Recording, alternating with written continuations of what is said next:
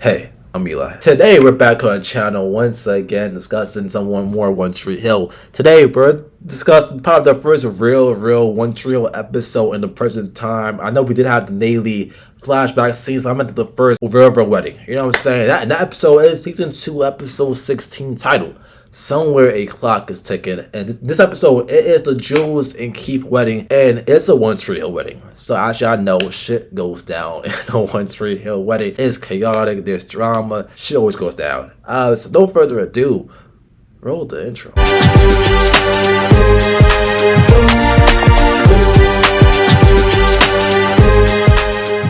So the episode begins. We got Keith and Lucas talking in the morning, and Keith's all happy. Man, he might get married because he's all happy. He's cheering. He's happy. He's laughing.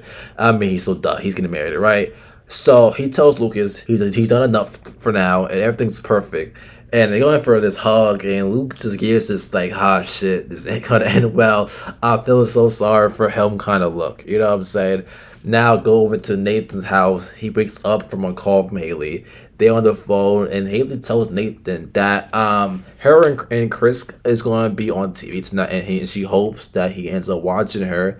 And Nathan, I suspect that is not having none of that whatsoever. They're rambling about saying all types of shit about how Keith and Jules ain't gonna last, and Nathan just ain't in the mood whatsoever. But can you blame him? One of the best ships in the whole series, we get Peyton and Jake in the bed, and we get Brooke running her thumb, just so happy and smiling that, and she believes in 24 hours she will become the president and rich again. And but yeah, and she wants to know some detail about what went down between those two last night in that bedroom. Call me later with the details. Now going back to Lucas and Nathan. Nathan just disapproves about how Lucas ain't gonna tell Keith, and then Lucas says he loves her and she loves him. She just made a mistake. You gonna crucify her for the rest of her life? This is such a like. Do you tell Keith, like, if you're in Lucas or someone just in general? Like, that's such a cool dilemma to think about. Like, would you tell? Like, I don't know. You know, I just generally don't know what I would do. But yeah, as Lucas tries to get Nathan to come to the wedding, Debs walks in. As soon as she walks in, that man Nathan just dips. He just dips. He dips. Lucas apologizes for Nathan's actions as he just walked off. And then as Lucas from the corner creeping on Deb, she's creeping from the side, just staring at her. Deb is popping some pills. Deb, like, come on, girl, let's do better. And she's just popping the pills off, and Lucas is just staring away. So Jules now, we find to Jules for the first time this episode, her last episode of the whole series, sadly. I fucking love Jules, I don't know why. So yeah, Jules steps outside and sees Dan has brought her a gift. And he says pretty much that it's a welcoming gift to the family, with Jules saying, Someday somebody's gonna bring you down. And I can't wait to watch. So yeah, Jules ain't with his fucking bullshit today. But at the cafe, we see good old foreign Andy telling Karen some tea that could potentially get Lucas back from Dan. So they find out, and they believe that Dan is having an affair with a girl named Emily Chambers, which turns out to be Jules' last name, right? Since they see all the money being sent to her, and Dan is just providing her whole life pretty much. So all the pieces aren't connecting yet. They don't have the full idea of what's really going on, right? So first time watching the show, right, you're like, holy fuck, oh my god, how is all the pieces going to connect? And yeah, So Whitey and Nathan, they run into each other at the store now. Nathan is still in his shitty ass mood. This man's not having it at all still. And again, can you really blame him? Can you really blame him?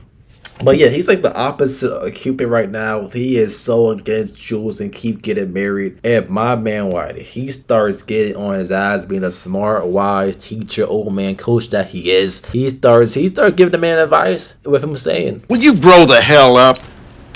You might not like Haley very much right now, but she's still your wife, and where I come from, that still means something, whether you like it or not." So now, Brooke pulls in on Lucas. While Lucas was trying to look at the dead pull she was taking, Brooke walks in and shocks him. Brooke doesn't see it though. So with Brooke being Brooke, she says how she just loves weddings so much. And like, she asked Lucas to come along. She's like, she says it without really asking to, but she asked. That makes sense, you know what I'm saying? Like, it's one of those things where like she's asking to go, but not really that. You know, as a kid, you like, oh, I'm so hungry, like, you know what I mean? One of those situations. It's a shame. I'm not gonna be there myself. So yeah, they end up going together of like friends of a friends date. I've never done a friends date. That sounds weird. But yeah, but now Lucas goes to finally confront Deb about the pills she's taking, and he says how after the accident he was prescribed those same exact strong as pills, and Deb basically says, "Fuck off." She basically says, "Fuck off. You have no business in my house. You drop on me like this." And no, Chad, Mike fucking Murray, he does this fucking perfect face where he looks so innocent and like he's still a kid, right? And like he makes this like this perfect, sad, innocent looking face like throughout the show a lot of times, a decent amount of times now. And I don't know, I just always thought it's like fucking perfect. That face he fucking makes, it just it's so perfect to me. That little innocent about to cry, I feel so sorry for you face. It's just perfect. It's fucking perfect. But anyways, so it's time for all the lovey-dovey scenes. It's really some of this little montage of some sorts. You know, we got Annie slips up and says how he loves Karen. They start kissing. Then we got Jake and Peyton looking great, amazing. Like I said, one of the best shits of the whole show. They cannot keep their hands off each other. You know what I'm saying? And yeah, man, the music here fucking perfect like usual. Once for your fashion, the music of the montage so fucking perfect. Don't two just going out we get this fucking amazing transition where Jake is taking off his jacket, kissing Peyton and everything. And it transitioned to Keith putting his jacket on. Nothing massive, nothing big about it. I just thought it was fucking cool. I don't know. That's just me. I just thought it was cool. But yes, now at this wedding, Lucas and Brooke are talking about Felix. And Brooke says how he been sweet and all, but she been very philanthropic independent. You know what I'm saying? Yes, queen, yes. And as Lucas says, I guess we're both finding a new way for ourselves, huh? I guess so. So now it's time for some Haley time here. Oh shit, here we go. So backstage, Haley and Chris are talking, and the marketing guy says, "Why the fuck are you wearing your ring, dumbass?" Pretty much, that's what he says. Pretty much for marketing reasons, it makes a lot of sense. You know, you see it so often, and either in songs and in movies, they'll play up the are they dating, are they not dating type of deal for marketing reasons. It just makes a lot of sense, right? And Haley's like, "Nah, why? I'm not doing that shit," right? So that happens, and he walks off, whatever. So Chris tried to convince Haley to take it off. Nathan turns on the TV, and we get Gavin DeGraw singing one. Oh my God, he stuttered. We get Gavin DeGraw. I'm singing one of his songs, but like it's like an interview. It was very bizarre. He's singing his song Chariot, something like that. It's playing. It's a lot going on. But anyways, I'm Nick Zano, and this is Totally Live Week. That was Chariot, the new one from Gavin DeGraw. So yeah, Nathan is watching the interview. The interviewer asked them, "Are they a couple? Are they not a couple?" And pretty much, Chris before Haley could say anything, Chris put his arm around her and says, "Yeah." Nathan obviously upset because But back at the wedding now. I just love this commitment from comment from Brooke acknowledging how much of a creep Dan really is. Davis, slow dance for me, Miss Davis. Okay. You little perv. So as Luke gives Brooke his jacket and goes off, she sees a piece of paper in his pocket, which turns out to be his his best man letter speech thing, something, you know what I'm talking, the speech, right? But yeah, so Lucas ends up talking to Keith, and he just says thank you for everything you have done and the man you have become. You know what I'm saying? Then Keith locks eyes with Karen. He talks to her about how great Jules is. Blah blah blah. They end up hugging back to Brooke and Lucas again. Brooke was just reading the letter. She starts crying, tearing eyed, how that's the best man speech she ever heard, right? And they looking at each other, you know what I'm saying? They looking at each other, looking eyes. And then Jake and Peyton comes right on in. Oh my God. You guys totally did it. So outside this church now, right? Nathan is drunk out of his fucking mind after seeing what he saw on the fucking news, man. And he's yelling to Keith in the window to not get fucking marry. Don't fucking do it at all. You know what I'm saying? Dan comes out trying to stop him. They about to start throwing hands a little bit. Deb comes out trying to stop things from escalating.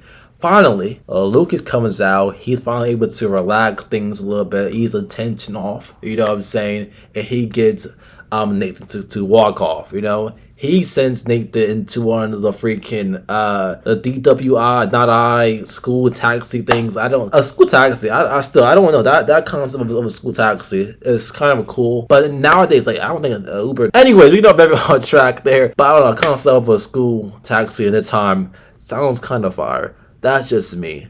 But yeah, but now all the pieces are finally coming together. All the pieces are finally merging together as Andy has found out that Emily Chambers, right? Dun dun dun. Emily Chambers is actually Jules. Wow, mind blowing.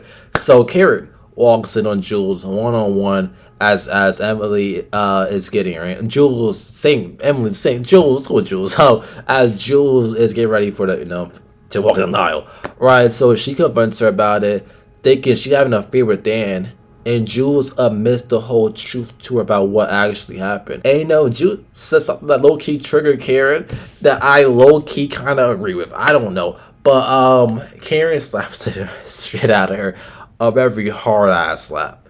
A hard-ass slap. After everything that he has been through. You mean after everything you put him through? But I don't know, at some points, she was saying it wasn't that wrong. You didn't want him. Now that he's actually found someone who loves him back, you want to take that away from him too? Was it? Like, there was some, there was some point she was saying, was that wrong? I don't know. It's wedding time though. So, the music plays, everyone coming out, you know what I'm saying? Keith is all happy, duh. We got Whitey, we got Lucas at the best men. And yeah, things are going well so far, alright? Things are going well. So now, it's time for Jules to come out now. The bride music starts playing. It plays. And then Andy comes out saying, I'm sorry. She left. That was, I don't know why, but that just felt so over dramatic in the best way possible. Like how the score was going and then Andy talked and how the score just stops and eases off and the crowd just gasping. I don't know why, but that was just so fucking perfect to me. I don't know why. But yeah, like he drives off trying to find her and Lucas confronts Dan thinking he actually did something but stutter again. Yeah, it's surprisingly Dan was actually did new shit this time. Usually he's an asshole. But this time he didn't do shit.